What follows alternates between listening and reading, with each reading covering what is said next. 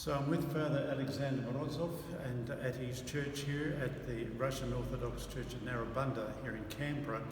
So Father Alexander, we're praying for you and your community with all that's happening in Ukraine, and could you give us an indication how your people are finding this tragic moment of history?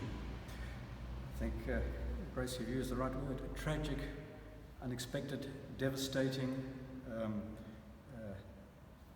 for many, for most, out of the blue, and of course something that is we all pray that it ends quickly and peace is restored. But at the moment, that is a tall order and all more reasonable, more fervent prayer. Yes, fervent prayer. Well, we join you very much.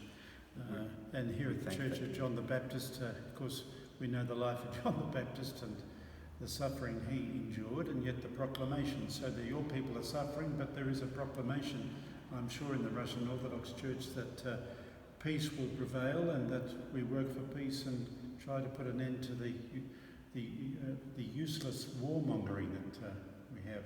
So your people are, how are they coping pastorally? Are they feeling somewhat fragile at the moment? Or? Certainly. I think, again, that's fragility is the word, because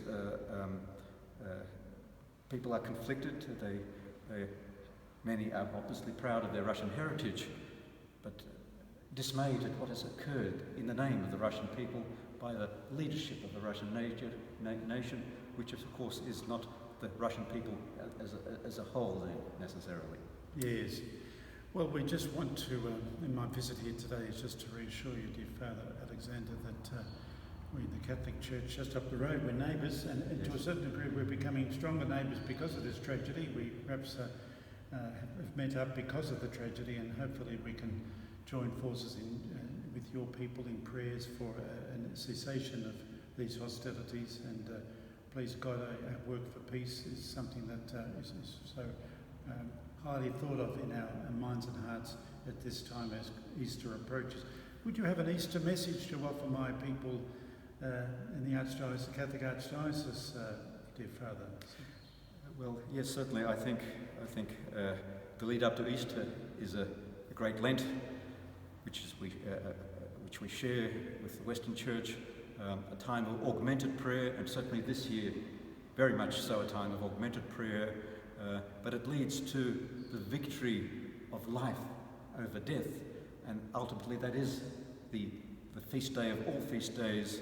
And despite the difficulties of the current world in which we live, we must not lose sight of the fact that the day will come when all sorrow and sighing have fled away and life reigns. Oh, beautiful.